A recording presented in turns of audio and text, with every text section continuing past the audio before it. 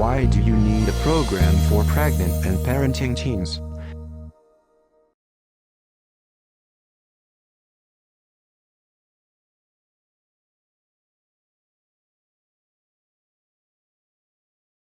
As an educator, you're aware of the many unique challenges pregnant and parenting teens face.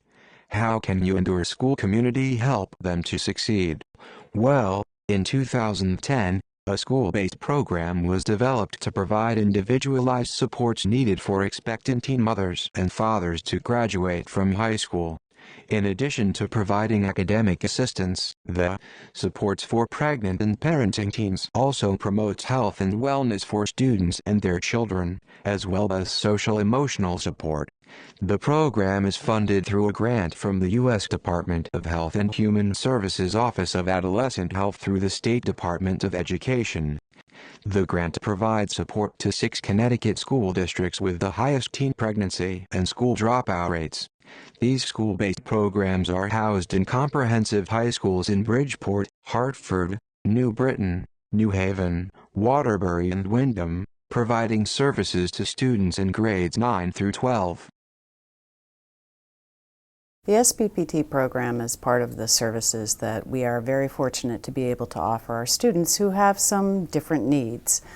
It's very important to us to make sure that we meet the needs of all our students, and the SPPT grant has given us the opportunity to really focus on those students who become young teen parents. Well, I think some of the reasons why the SPPT grant was attractive to us is that we recognize that there is an issue in our district around teen pregnancy. And when we looked at the grant and the expectations from the grant around really a combined and coordinated approach, we felt it was something that really dovetailed our mission in the Waterbury Public Schools around health for our students, socially, and obviously education. The goals of the school-based program are to 1. Improve the education, health and social outcomes for pregnant and parenting teens. 2. Promote healthy development for the children of parenting teens. And 3. Build the capacity of communities to sustain supports for expectant and parenting teens beyond federal funding. In order to graduate high school, parenting teens must overcome many barriers, and it takes a comprehensive program to improve the educational and health outcomes for these students. The overall goal is to increase school attendance by providing regular childcare, transportation, life skills training, communication skills, goal setting and problem solving. These are all important components. Your program will help participants develop the skills they need to manage the role of both student and parent. All of the research shows that when kids leave school, when teen parents leave school, by a matter of weeks, it can become a critical situation as to whether or not they ever return to school. Having a school-based support program is proven to be instrumental in having the opportunity to provide interventions to students. The program staff has access to staff and school professionals, and can reach out to pregnant and parenting teens so they don't slip through the cracks. The first 5 years of implementation show an average of 98% of participants participated in case management, including individual counseling and access to community resources. 98% received parenting education and life skills training, 89% received health information and support, and 40% received support for childcare. An average of 77% of participating seniors graduated, with 59% enrolling in post-secondary education. Expanded data tracking over the past 2 years indicates an average of 94% of participants received one or more academic supports. Susan will provide new information and averages. In Year 4, the evaluation reported that 77% of non-graduating SPPT students stayed in school. Health outcome goals have been continuously achieved or exceeded since Year 3, when 90% of participants connected to a medical home, 100% of the children were up to date on well child visits and meeting development milestones, or receiving services to address developmental delays. In addition, 98% of participants avoided a second pregnancy. The percent of low birth weight babies, 5%, is lower than the Connecticut average for teen births, 8%, and is well below the rates in each of the 6 SPPT communities, which average more than 9%. The evaluation shows a strong connection between the intensity of the supports provided and positive academic outcomes.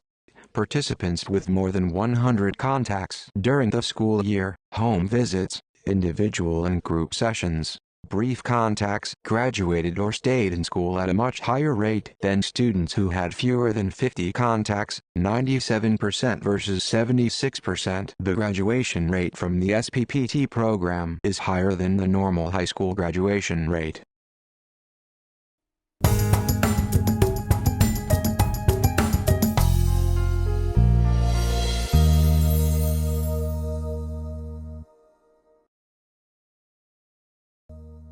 To develop a high school-based program for pregnant and parenting teens requires a solid infrastructure consisting of a seamless system of intensive supports for pregnant and parenting teens and their children.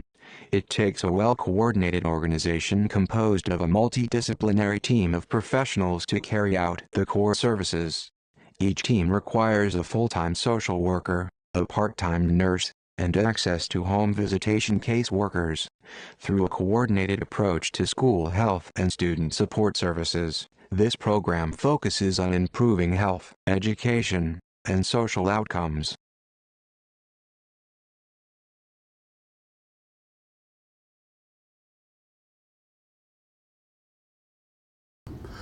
I think one of the main challenges was getting the sensitivity and understanding from a board standpoint as to what the goals of the program were in terms of conflicts around prenatal care, referrals to community-based services. I think transportation has always been a challenge, housing, homelessness, transit, daycare. I think these have all been primary issues that have been deterrents or roadblocks to success. I think one of the challenges is finding the right setting, and I think we were able to do that and house it in the nursing academy, which is a natural, but then finding academic and personnel, principal, social worker, program supports that really adopt the philosophy and the supports for our young ladies. But more importantly, understand the real purpose of it and the sensitivity to it. The first advice I would give to anybody considering this program is make sure that you have an administrative and organizational structure that will work. And key to that is you have to separate the clinical from the managerial aspects of the grant. It's way too much for one person to be qualified and effective in both arenas. So you need a good blend of the social workers and the special education people. You have to have that blended with the financial, managerial, logistical support. You've got to have those two things, and you've got to have very strong support from your central office person. You definitely need bottom up as well. You've got to have cheerleaders out in your schools to help you talk it up, to help sell other people on the idea, to help you break through those blocks of bias that many of our teen parents experience, from adults as well as from kids.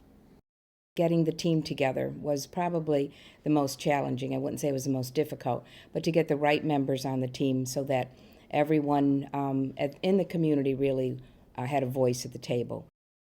The school-based student support teams are guided by the statewide Leadership Council and local advisory committees that help develop connections with community-based organizations, create an inventory of existing resources to support program participants, and develop channels of communication.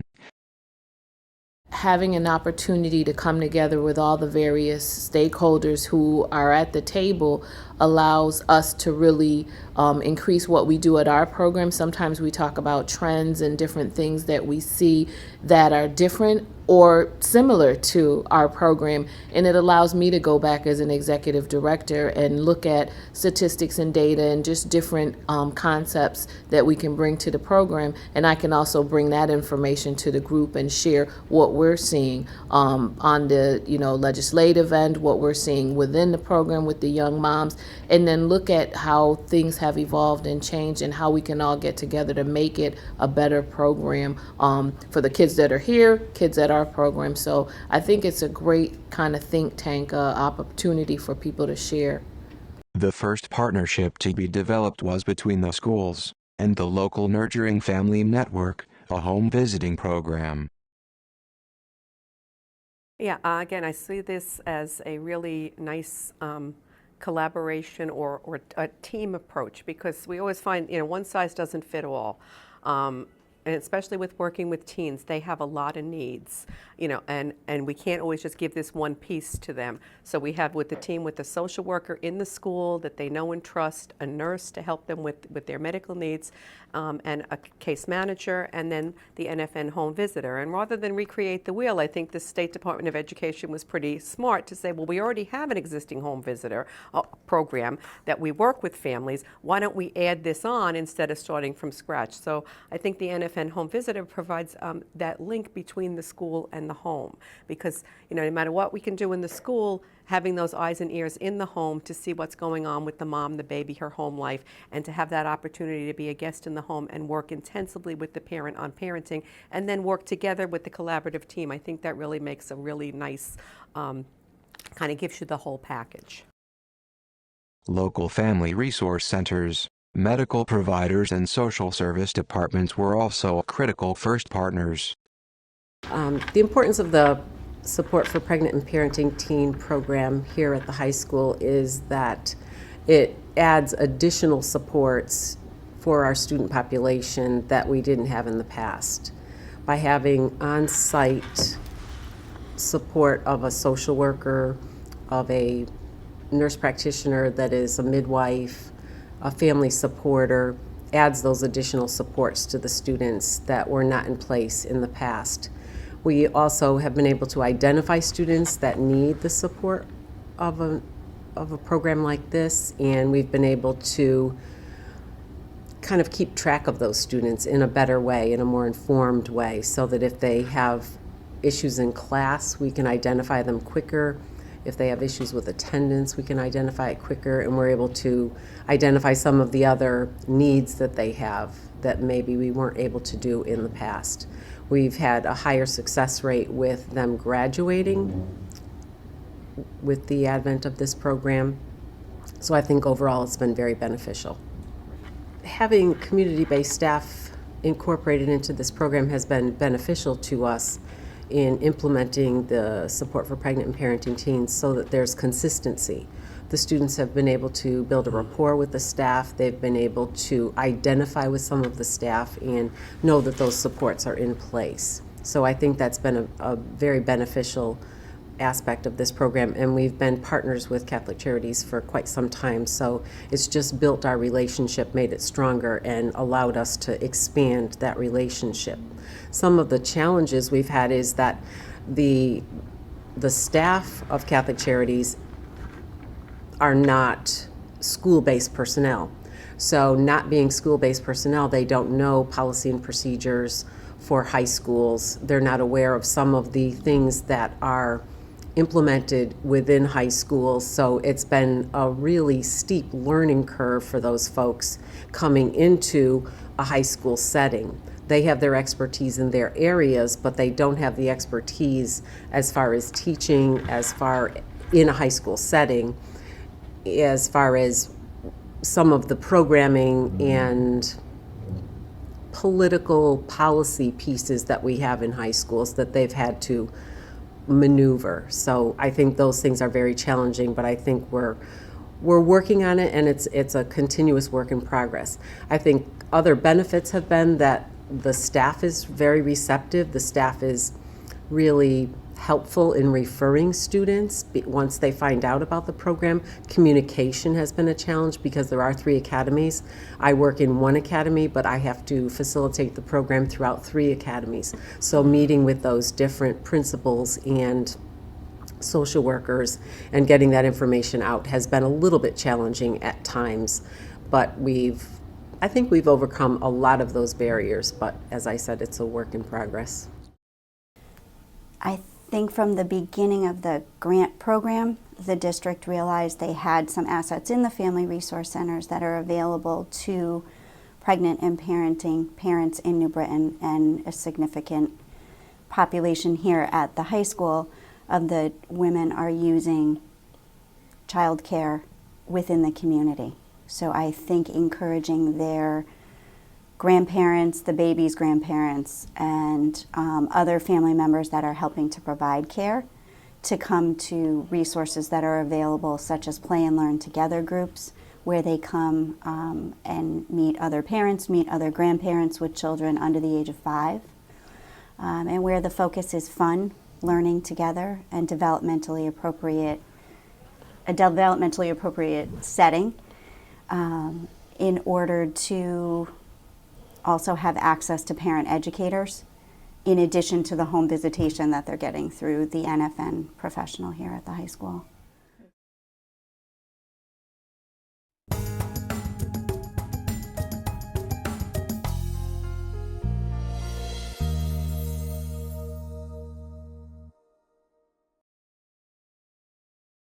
A successful program for pregnant and parenting teens is all-inclusive and comprises many multidisciplinary components.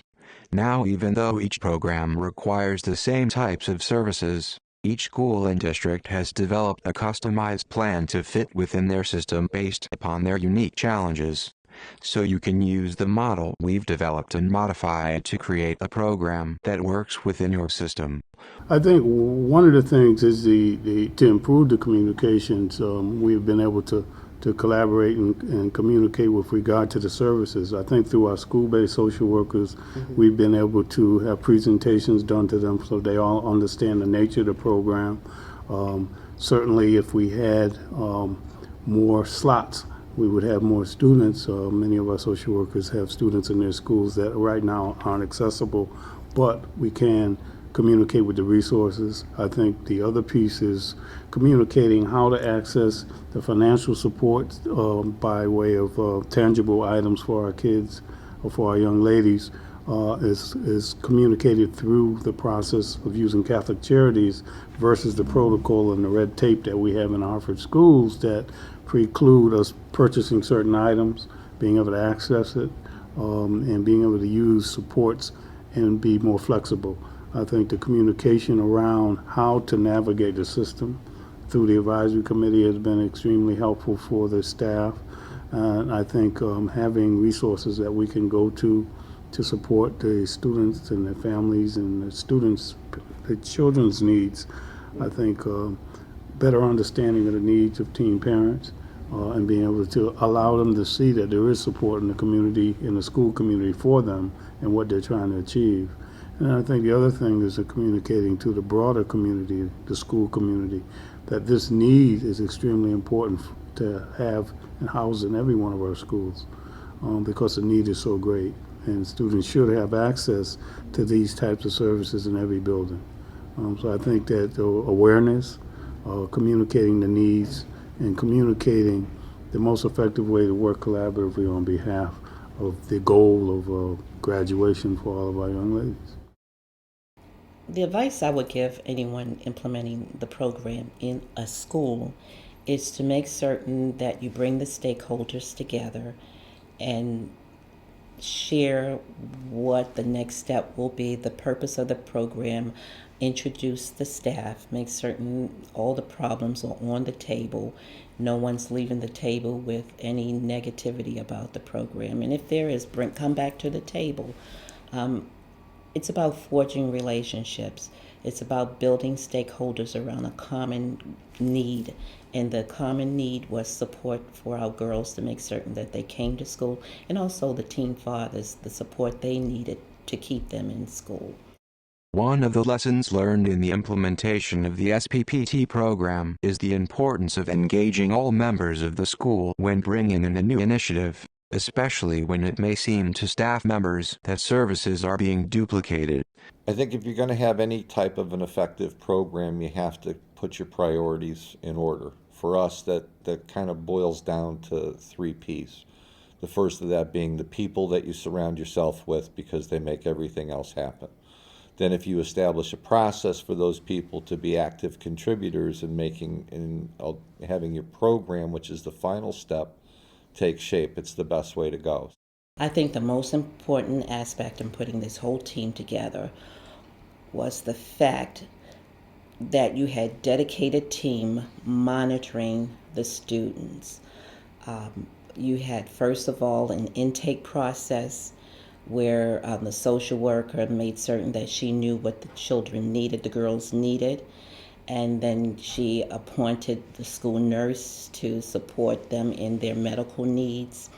The MSW also assigned outreach workers to each of the students.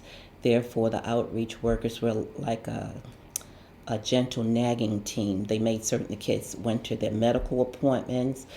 They came to school. If they weren't in school, they were calling or knocking on doors. They met with the teachers. Our role here is to help our teachers understand that our students can be successful. Just because they're pregnant or parenting, they can succeed in high school and they can hold a job and they can go on to college. The most important qualities for your project leader is that they're caring, they're committed, and they're unbiased towards pregnant and parenting teens. It's something that can be very subtle, that people don't even realize that they may have a predisposed bias towards children with children. And so having someone who was caring enough to recognize and be compassionate towards the plight of those students was key. The second is to just have that tremendous sense of commitment and energy to try to make a difference for those kids. Everything else you can work with, but those are the 2 indispensable parts or characteristics of your project leader. You're not going to be successful unless you get those first 2 things in-house.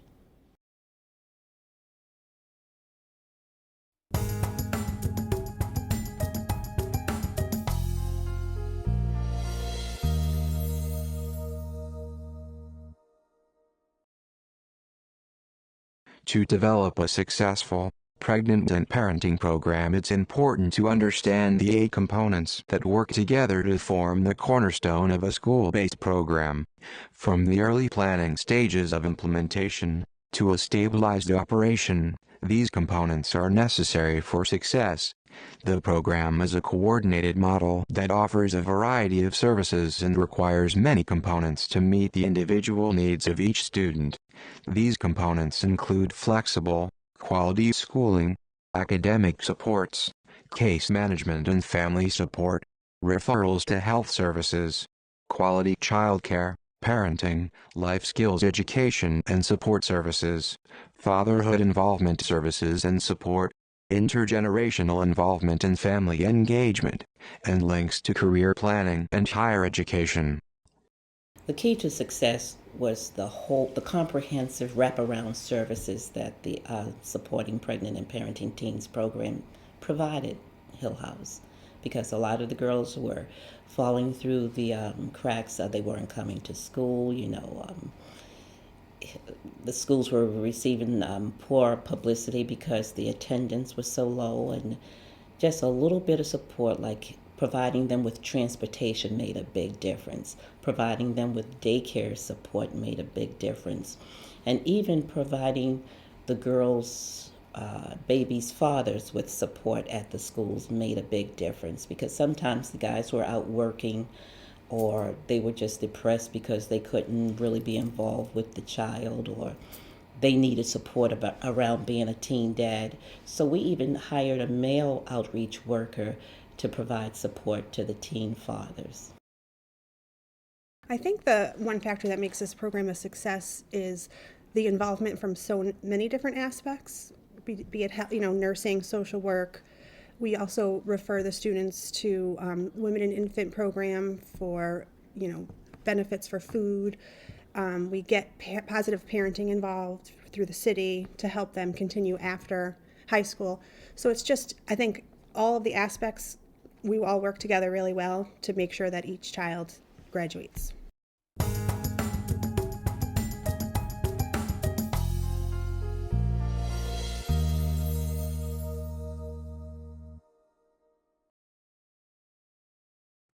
Flexible, quality schooling helps young parents complete high school. Non-traditional hours, flexible scheduling, summer school, online credit recovery, tutors, and other innovative options are ways that adaptations can help a teen parent to remain in school, on track for graduation. Well, one of the highlights of the program is that the girls do have transportation, and it's dedicated transportation, door-to-door transportation. The buses pick the girls up early in the morning and take them to their child care facility. The girls then board the bus and they're taken to their high schools. Without that type of service, I'm sure our dropout rate would be much, much higher. In trying to meet our students' needs, we were able to purchase a credit recovery program in which our students can make up classes that they've failed in the past or that they need for graduation. Our students can take those classes in our room using our computers. To meet the challenges of our students that are failing or have poor attendance, we've created a Journey to Success group, and this group has identified moms and dads who are failing. So one of the things we do is we have daily contact with them. We have them check in with us 3 times a week, in which we sit down, go over their grades, go over their attendance, go over any assignments missed. We have a weekly group that we all meet together, and we go over communication skills, social skills, ways to use an agenda, ways to talk to your teacher if something's happening, to increase their success in most of their classes. I mean, our job is once we got the kids in schools, we could do wraparound services, we can provide differentiated instruction and that kind of support. But we needed to get them through the door, and that was a challenge.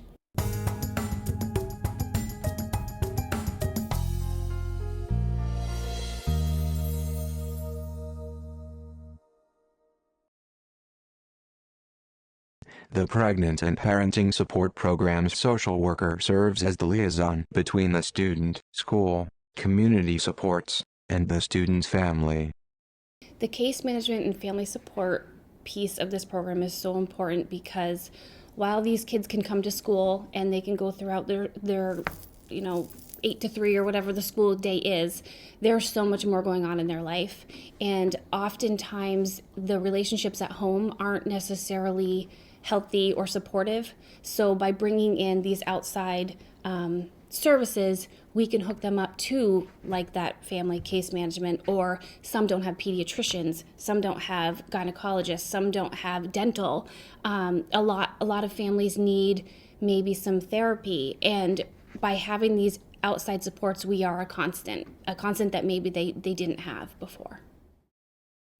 The program participant agreement is focused on the various components of the program, reviewing what services they would be participating in, if they are willing to participate in those services, and if they are willing to participate in those services, then they sign the agreement.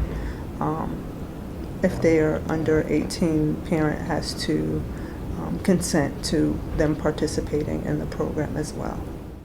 Case management for us is really about being able to identify the needs and the goals of our youth that we work with.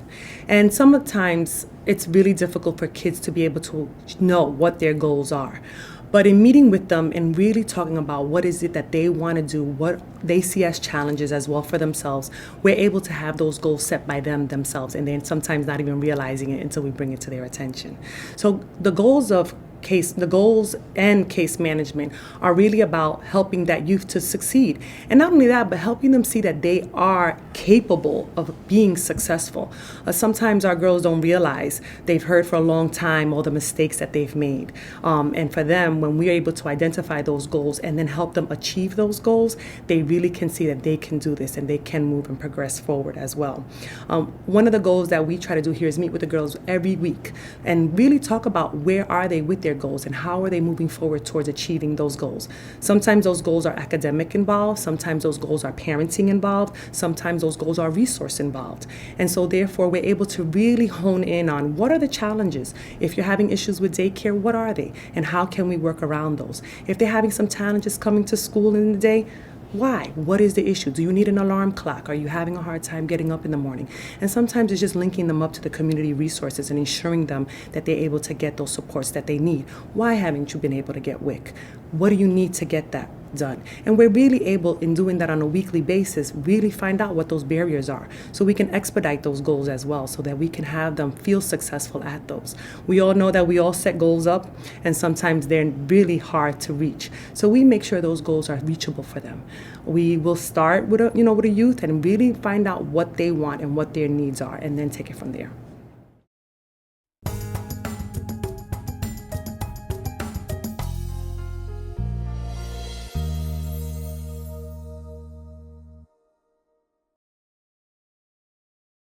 The program's nurse provides case management around health-related issues.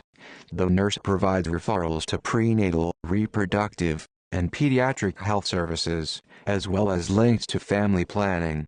Students meet with the nurse regularly to schedule needed appointments, provide updates on outcomes of doctor's visits, and to follow up on any identified concerns. The nurse also leads a prenatal class for expectant mothers and fathers. I typically develop the relationship after the girls have already been enrolled. Usually I meet them maybe a week or so after, whenever I can make contact with them. At that point, the girls fill out a medical assessment for both the mom, or if the child is already born, then they fill it out for the child. We do release forms so that later on I can keep track of their immunizations or any medical incidents that come up that I would need to look further into or contact with the doctors. So I meet with the girls depending upon if they're pregnant or if they're parenting. Usually the prenatal young ladies, I meet with them twice a month, and the others usually once a month, where we go over development, we go over prenatal care, pretty much runs the gamut of what I educate the girls on, instruct them on, what we review, kind of get a feel for what they know, what they don't know, and what I would need to let them know to be successful as far as the health and welfare of their child. I attribute our success as far as the well care visits and immunizations to some of our documentation. I think it's multifaceted. One is the documentation. We have the girls sign release forms. Those release forms allow me to contact the doctors, get the request the information that I need. The other thing is I also sometimes accompany the girls to the doctor appointments. For example, if a child has, if one of the parents has had a hard time contacting the doctor's office to make the appointment, I will sometimes go with them to make the appointment, make the child's appointment, to address different issues. Like if they have a stomach ache, I will go with them to make that appointment. I'll sit with them during that appointment to make sure that the doctor assesses what needs to be assessed. I often do home visits with the girls or take them so that they can gather the information and get it back to me. So I think that a lot of the success has been attributed to my kind of non-traditional role, because I do go out, I do the home visits, I request the information from the girls, and at this point, I think in the program, the girls are pretty comfortable. They know if they have an appointment today, they'll come down and let me know, Miss Kiona, I'm going to this appointment, or I'm going to that appointment, and they're very good with communicating with me via text, telephone, or just stopping into the office to let me know what's going on, if there's any issues or concerns, keeping me abreast of the well care visits and different things like that, and immunization records.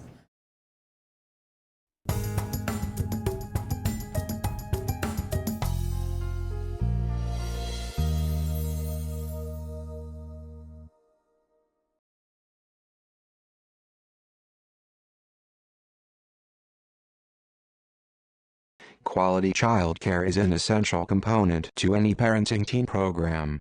It improves health and promotes the development and learning of young children. It's been found that children who attend quality early learning and childcare programs are better prepared to enter school and continue to do better than peers who do not have quality early learning and childcare experiences. Teen parents in school-based programs learn about the options for childcare and have the opportunity to tour home-based and center-based programs. Students receive assistance in completing Care for Kids childcare subsidy applications, and some schools offer on-site childcare. Childcare, thank God you brought that up, because there are a lot of different variances of childcare. With our girls, we really, again, look at what is exactly they want. Some of the girls, they want home childcare. They want their mom, their auntie, their cousin, their baby's dad, their so-called mother-in-law to take care of the baby. So if they're going in that avenue, we really talk about what are the benefits and the challenges as well of home daycare. Then there's some other youth that also take advantage of community daycare, where we will assist the youth in completing the application process, and if they're eligible and can qualify for Care for Kids, we also assist them in the process of completing the application for Care for Kids application. And once they've been identified a location that they're interested in, sometimes we can take them to visit the location, check it out, ask questions, and really get into where their child's going to be and what is the effect that it's going to have on their child as well. And we talk about the separation with daycare. Sometimes that is a challenge for our youth as well. Just knowing that they have to leave their baby in someone else's arms is a bit scary, I must say, as well. But we talk about the growth and the development that's going to occur in a child care setting, especially a structured state licensed child care setting. Then we have the youth that, of course, as I said previously, want to keep their children at home. And sometimes that can be a bit of a barrier. We have youth that unfortunately will call us and say, "Miss, I couldn't go to school today because my mom had an emergency to take care of and she had to leave and I couldn't go to school, so the baby's here." So at that point, we're revisiting sometimes outside child care facilities and talking about, okay, so what are these challenges and why do you have to continue to go through these challenges, and the impact it also makes on your academic success as well. So we have youth that use a gambit of different types of child care settings. We have the fortunate opportunity that we have a very select few slots available to us as well with a collaborative in the community, and we take advantage of that collaborative as well when necessary and where appropriate.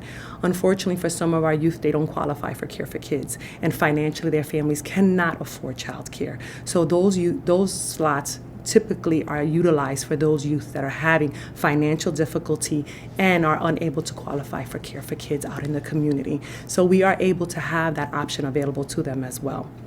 So we really leave it in their hands, but as we can see, sometimes it's very successful and sometimes there are some challenges, and those are hurdles that we need to try and overcome.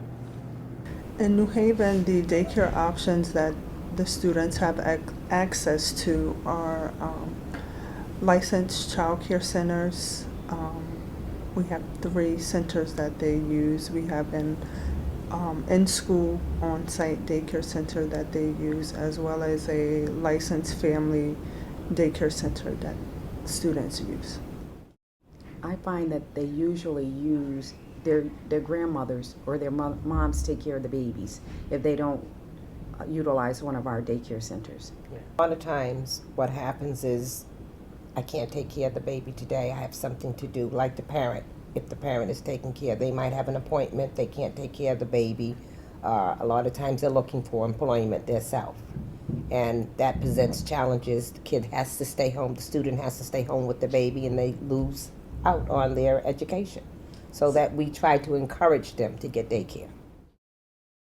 Routine is very important, especially for young babies. We learned that many of our students don't have a routine for their babies.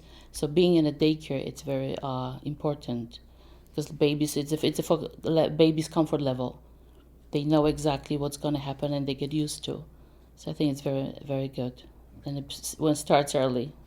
Challenges, of course, are always present each program, but our challenge probably is the financial need, because we cannot provide childcare for every student, but we ask them to apply for Care for Kids so we can help them out. And also in a lot of situations, students ethnic background they don't like to use our daycare too. They prefer to have a child watched by family member.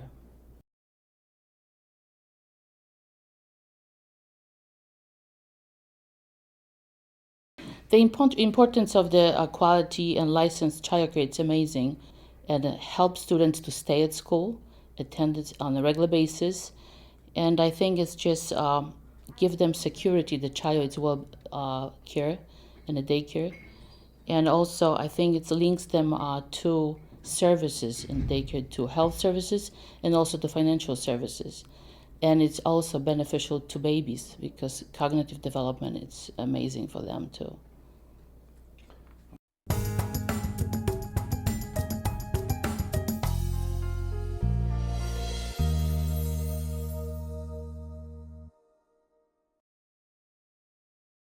A successful program offers a variety of parenting and life skills education programs. Parenting classes foster attachment, promote family literacy, increase understanding of child development, and provide guidance in the development of healthy relationships and co-parenting skills. The Taking Charge curriculum is used to guide students in identifying goals and developing action plans. All staff is trained in facilitating Raising Readers clubs, and offer the 8-week program throughout the school year. Speakers from throughout the community help students develop links with other related services, including the Nurturing Families Network home visiting program. The role of the Nurturing Families Network program within this SPPT program is for a trained home visitor to go in the home. We focus on child development, we focus on family bonding, and we focus on case management. A typical visit is particularly related to making sure that that mom knows where her baby should be at and what signs to look for if maybe your baby's not there yet.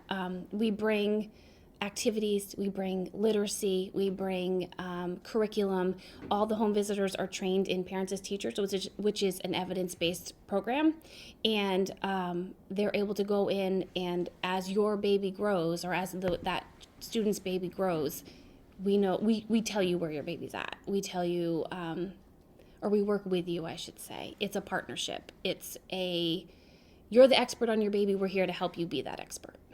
The issues we face with co-parenting is really the relationship. How to have a successful relationship with somebody that you're not with is extremely hard at any age, but for a teenager, it's a daily crisis. So really working with our students on daily goals. How can we get through today? How can we not say negative things about our partner, and valuing the importance of having a mother and a father in the baby's lives. So really trying to value that relationship with the baby. Another community support is the Family Resource Center. The Family Resource Center provides support to families with young children. They do parenting classes, they do a play and learn group. So we're trying to connect our students and their families to see the benefits of the Family Resource Center.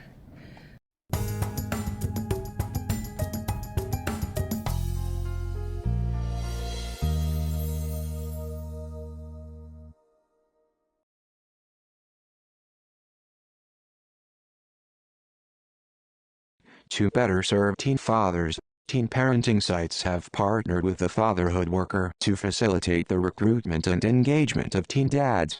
These workers provide individual case management, facilitate weekly support groups for teen dads, and conduct activities that promote the father-child relationship and the development of co-parenting skills. The fatherhood part of this program, SPT, for me is more of outreach. I mean, I have dads located in several different schools, so periodically I attend the schools, and if there's more than one dad in the school, we have groups.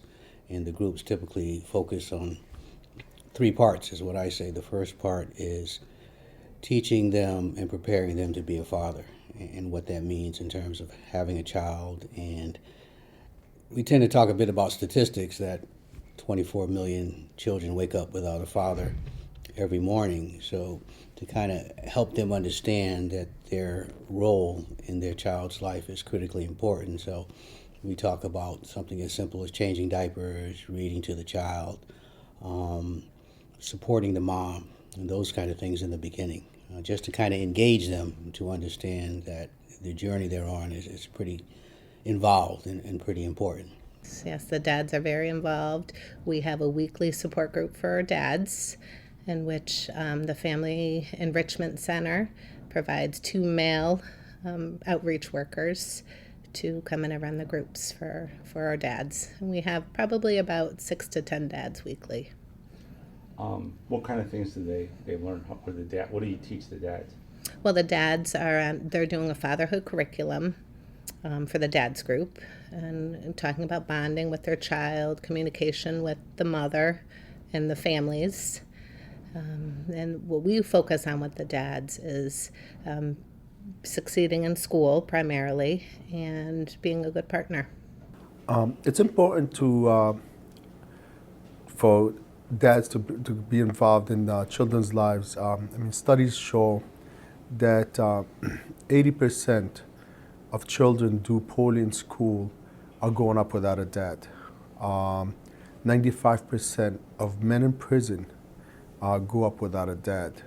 And also studies show that children who grow up without a dad are 2 to 3 more times likely become poor, engage in bad behavior, experience educational, emotional, health problems, become a victim of child abuse, and engaged in criminal behavior.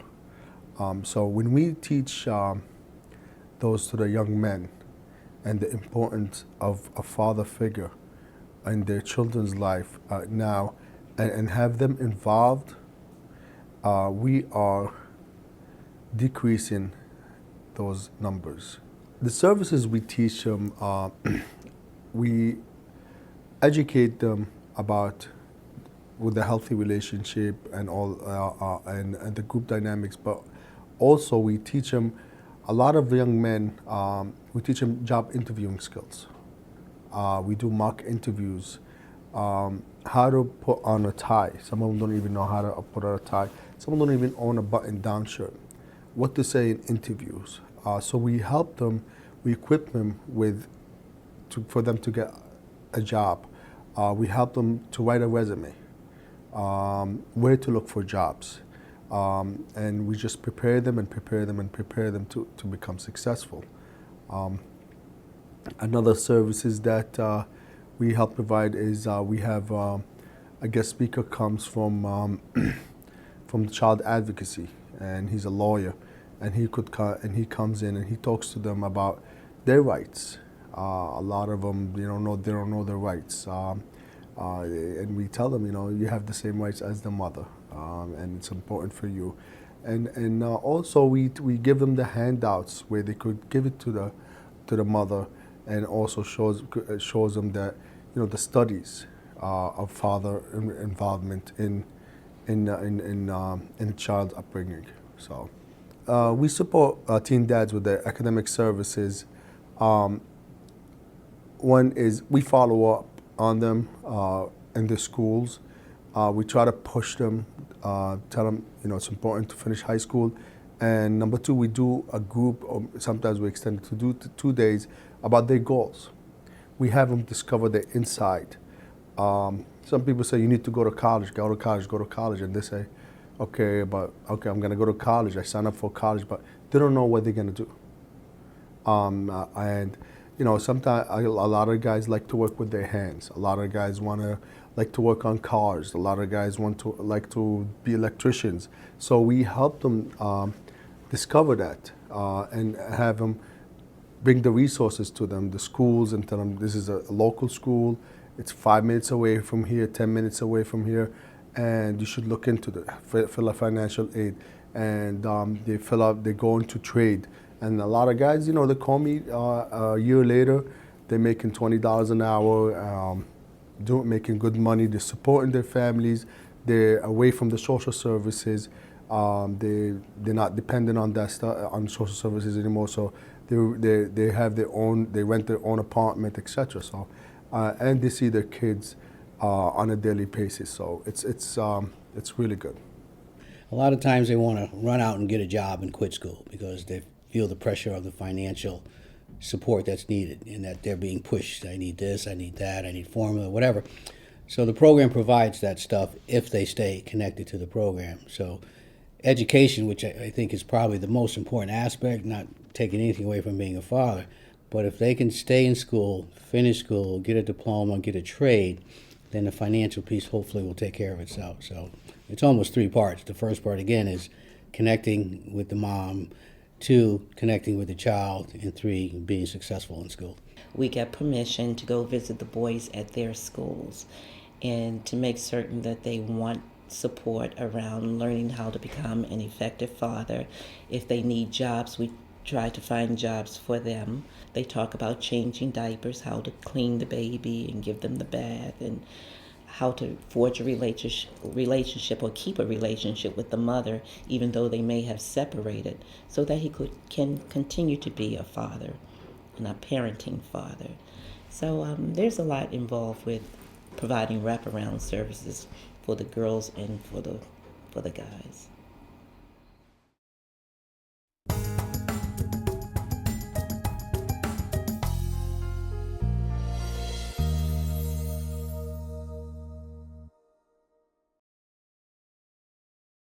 Since implementing the school-based pregnant and parenting teen program, we've come to understand the importance of involving the extended family. Each program works hard to engage and involve the grandparents, aunts, uncles and other relatives. When the teen parent's family is a strong advocate, there is a greater likelihood of that teen remaining in school and graduating. These researchers found out that having trusting and respectful relationships with families and community members is key to the improvement of the school. They actually showed that schools that did not have active family and community engagement plans had a 40% less likely chance of improvement than schools that did. And it had an effect on their test scores. And what I want you to think about here is, it says, what does an effective family-school partnership look like? But I want you to think about, what does an effective partnership with families look like? Because I think some of the things that we have found out about what partnership at the school level looks like applies to all programming. So I just want you to not only think about the schools, but also the work that you're doing, because this is about culture. This is about what kind of culture exists in your institution or with your program around engaging families, because these are the ways that we sometimes inadvertently have barriers to family engagement that sometimes we're not even aware of. In order to start and develop trusting relationships, program staff members make regular phone calls and home visits that help the family and program staff get to know each. Intergenerational activities focus on case management and parenting education. It's also important to periodically hold celebrations of success where the extended family is invited to recognize the attendance and academic accomplishments of their teens. The intergenerational involvement is the relationship between different generations of adults in the family, and also the outside support adults such as teachers, support school staff, community support providers. All these people are in different ages and they support the student and serve as role models for the student. Fathers and teen mothers were living in houses with grandparents or aunts or uncles or extended family. So it really was getting everyone involved to make sure that this was a success. And sometimes, our social workers who went out to the house, the Nurturing Families Network, they had challenges out in the community to really express to the families how important education was. So one of the challenges was that the consistency of the team could change at times, depending on who was participating, who was part of a different social agency. So we really needed to have a consistency. and meeting the needs of not just the parents and the pregnant teens, but also their families, because we really found early on that we needed to engage the families of our students to be part of this process, or else it would not be successful. So that was a challenge too. I think it's important that we do have relationships not only with the girls but with their families, and then as a team we're able to better identify, like, if a girl is going to be absent or she's regularly absent, we do try to reach out to other people, including the school too, to see if they can help. So I think we do try to establish relationships with the families, because then sometimes maybe they can be more supportive and help their children actually get to school.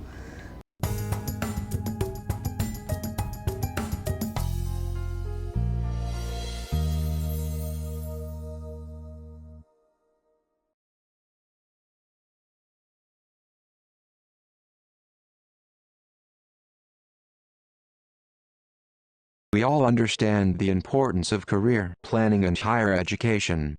That's why program staff work in conjunction with their school counselors to tailor career planning activities to the unique needs of a parenting student.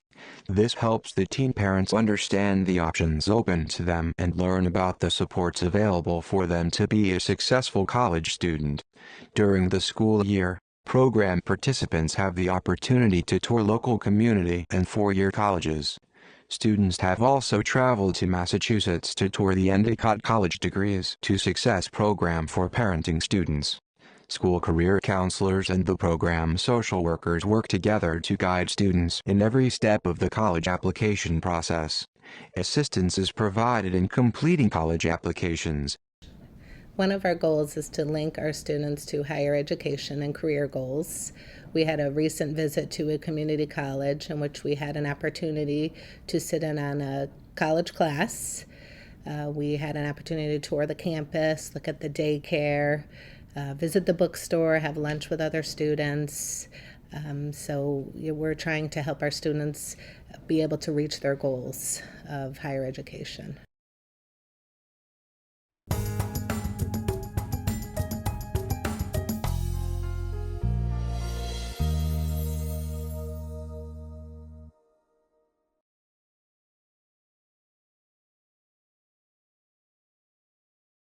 The Support for Pregnant and Parenting Teens program has begun implementation of a statewide social marketing campaign that encourages teen parents to stay in school. I realized I wasn't alone.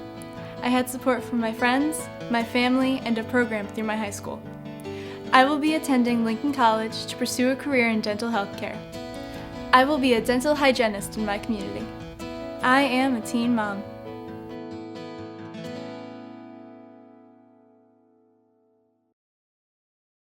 We promote the SPPT program everywhere and anywhere we can, by talking about it, by introducing it into other initiatives, by simply asking the question, how is this going to affect some of the things that we do, and what can we bring to the table as a viable program that helps strengthen the other initiatives and has them blend together well. Because then kids are going to be successful if, we're combining forces. Well, you can think conceptually about kids in crisis, kids who have needs. When you visit the home, when you begin to see actually for yourself in person the types of challenges that these kids have, it really, really brings it home.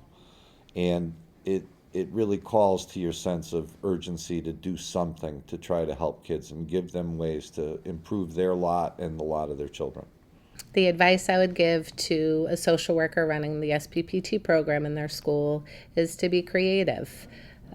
Probably in your community has a lot of wonderful supports, so bringing in those supports, partnering with community agencies, seeing what your students want and what your students need, and working with your administration and your teachers to try to help your students achieve their goals of graduating. We maintain a nurturing environment by making the girls feel that we are not here to judge them. We are here to support them. We are here to make certain that they are able to balance being a new parent and also continuing to develop and work towards going to college. To see the fathers really take responsibility for their role.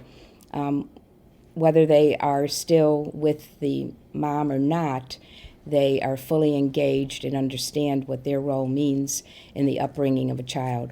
And I think that particular part of this grant really made an impact on me and I think on our district, because many of the fathers understand, again, the importance of education, not just for themselves, but for their child, and are actively engaged in the workforce, knowing that they need to support financially, but also emotionally and socially, the growth of their son or daughter.